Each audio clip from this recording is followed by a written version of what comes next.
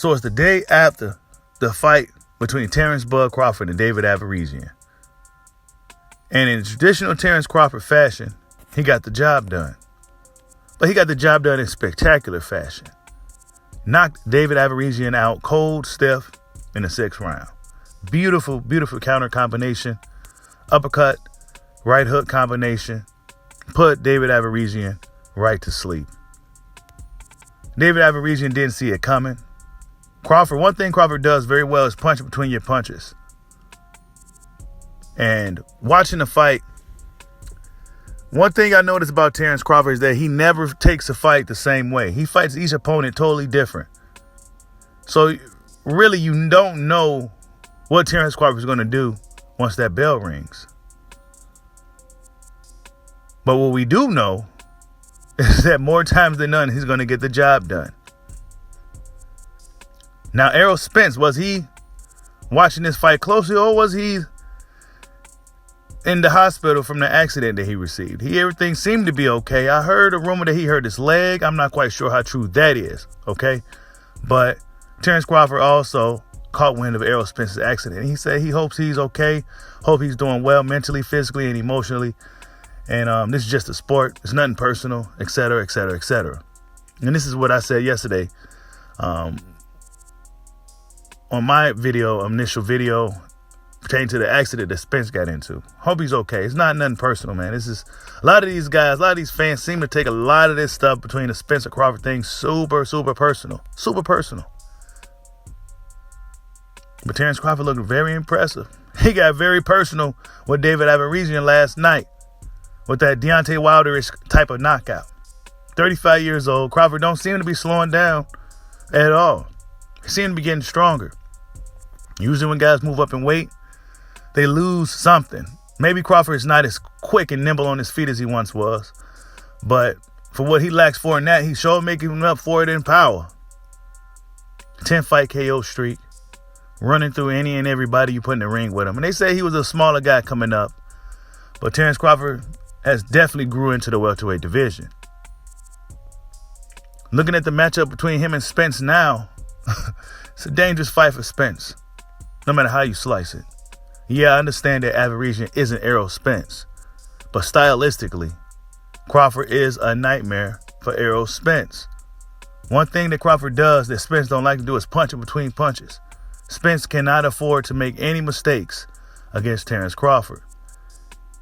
Errol Spence can't afford to get lax. He can't afford to make any rookie mistakes against Terence Crawford.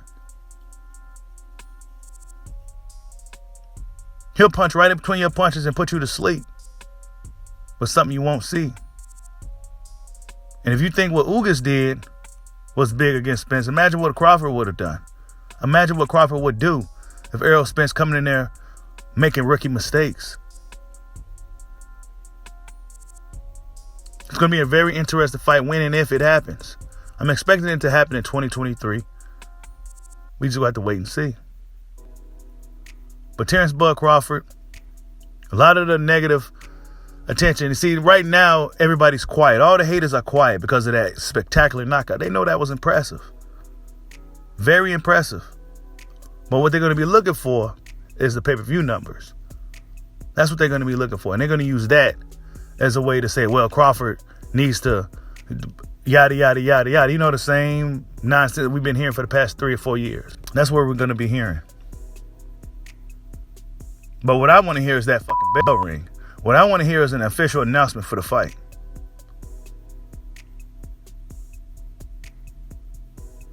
Scary, scary performance from Terence Crawford, who was just poised as ever in there. And that's one thing I always notice about, and I mentioned on a live stream as well. But Terence Crawford is extremely poised in there. He always has been. It don't matter what you're doing. It don't matter what you got. He will adapt to whatever you bring into the ring.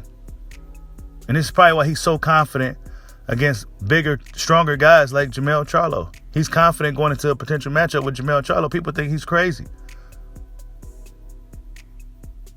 A technician in there, very crafty in there. Does a lot of little things in there that your average fan probably wouldn't even really notice. He sees punches coming. He rolls with them even, right? Oh, that was a big shot from Averizian. That commentator guy, remember him last night? Crawford was rolling with those shots. That comes with experience. That comes with experience. Averizian's a big puncher. Averizian was crushing dudes prior to getting in the ring with Terence Bud Crawford. Couldn't put a dent in him. Terence Bud Crawford put a dent in David Averizian. David Averizian may be done after that. That was one of those knockouts where a guy's never the same. And usually guys are never the same after Terence Crawford gets done with them.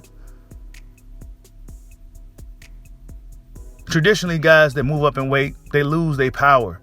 They may not be getting as many knockouts or many as stoppages, but Terence Crawford is one of those rare dudes that move up in weight and he's actually getting even more knockouts now. Sugar Ray Robinson was a guy that moved up in weight and was still putting dudes to sleep.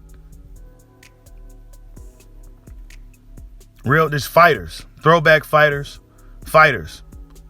No matter what you bring into the ring, they're going to be able to figure you out. They're going to be able to adapt to you. Terence Crawford's one of those dudes.